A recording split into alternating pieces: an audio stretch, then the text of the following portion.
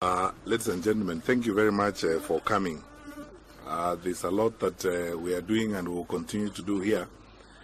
But because we know you need to go to other assignments, we will speak to you very briefly and then carry on with the exercises we are doing here.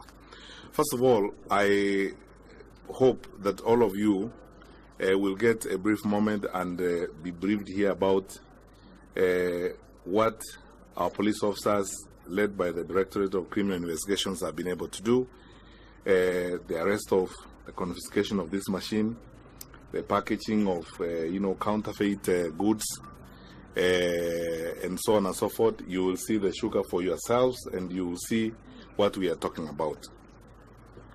You are aware that a month ago, His Excellency the President directed an operation to commence to deal with economic crimes in the country. I came here this morning to receive a briefing on how this is going and to prepare for the next stage of also briefing the President. It is shocking when you look at some of the things that we have discovered.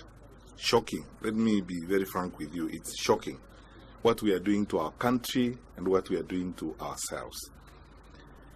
I must start by saying how grateful I am as a Kenyan citizen and how proud I am as the Cabinet Secretary for Interior with the work that my colleagues have been able to do. The team that the President put together, chaired by Mr. Wanyama Musiambo, our Deputy Head of Public Service, our DCI, Mr. Kinoti, and his huge team of very competent officers, you can see to my right, have been working hard on this for the last 1 month. A lot of arrests have been done. We have had some people taken to court. More work is going to be done.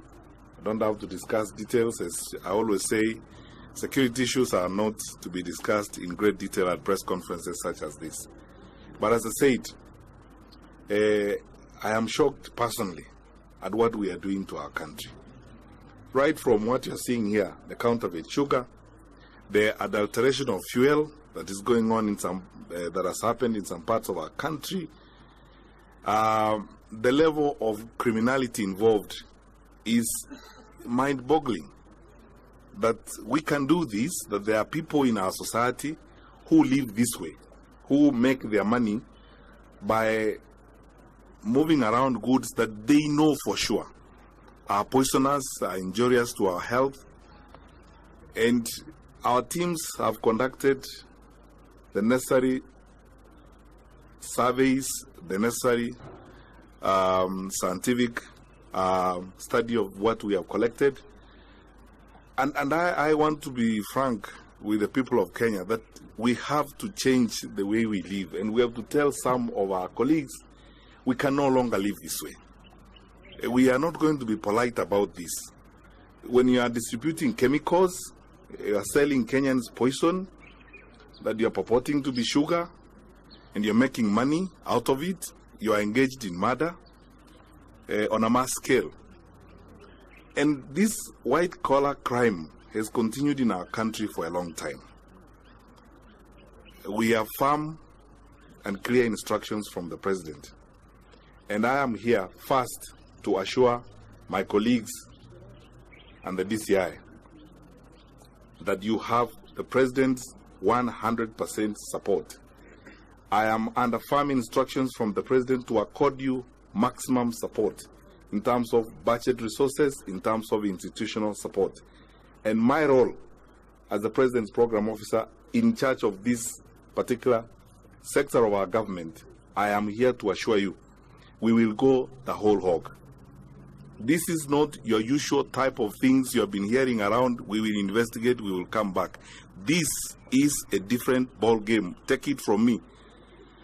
And for those who have been making phone calls and threatening people and doing all this, let me tell these officers in your hearing, and I want to say this in the hearing of the country, we are not deluded that we are engaged in a very serious war. We are under no illusion. I am not under any illusion that we are engaged in a very serious war. a word that could mean anything. It could mean even the lives of some of these officers. And it could mean even the lives of some of us. But let me tell you quite clearly, we're ready.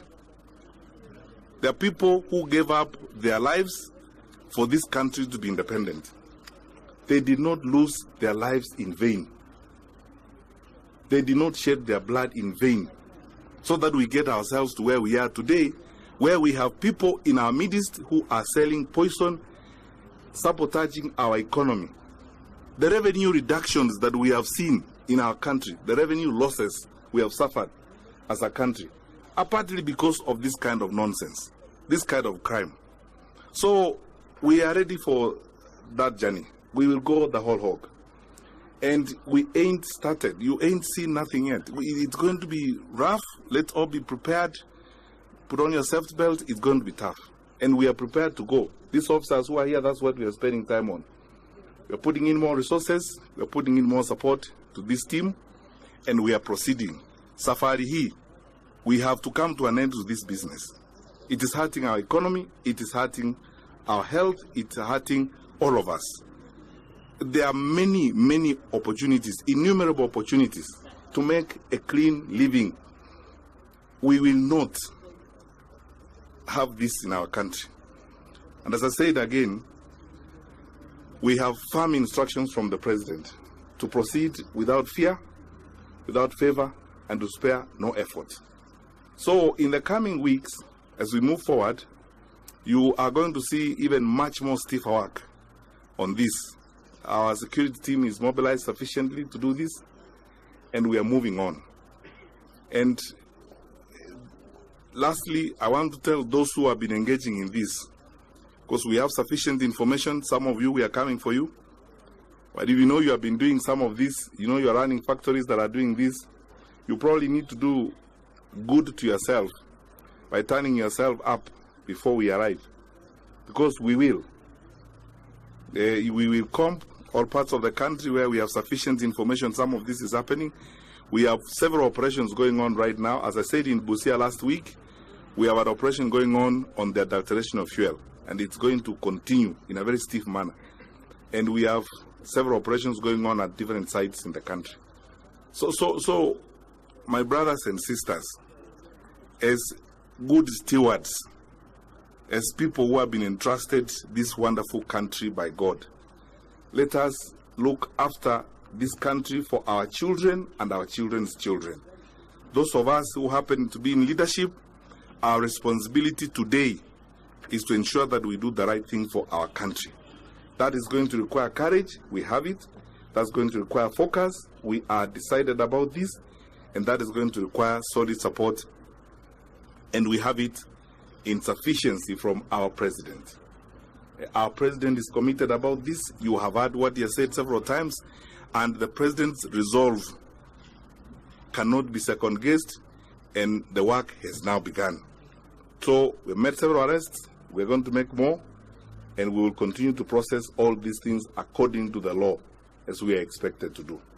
And we will move on. Even as I speak to you this morning here, we have several teams out in the field that are making raids in areas where we know this is happening. Lastly, I want to urge my colleagues in the public service, wherever you are, whether you work at the Kenya Revenue Authority or the Anti-Counterfeit Agency, at the Kenya Bureau of Standards. Let's be honest with one another. That time has now come for us to have a come to Jesus with everyone. Let's face each other and do what must be done. This business cannot go on in our country forever. If you know you are making money through these kind of things, you know you are being bribed to do this kind of things, that time has now come for each of us to do some soul searching. And if you cannot do the work that you have been asked to do, just leave. Because as the president says all the time, there are plenty of people in this country who can do the work that needs to be done. Because the fact that somebody is running a thriving industry doing this is evidence that there's someone somewhere who's not doing their work.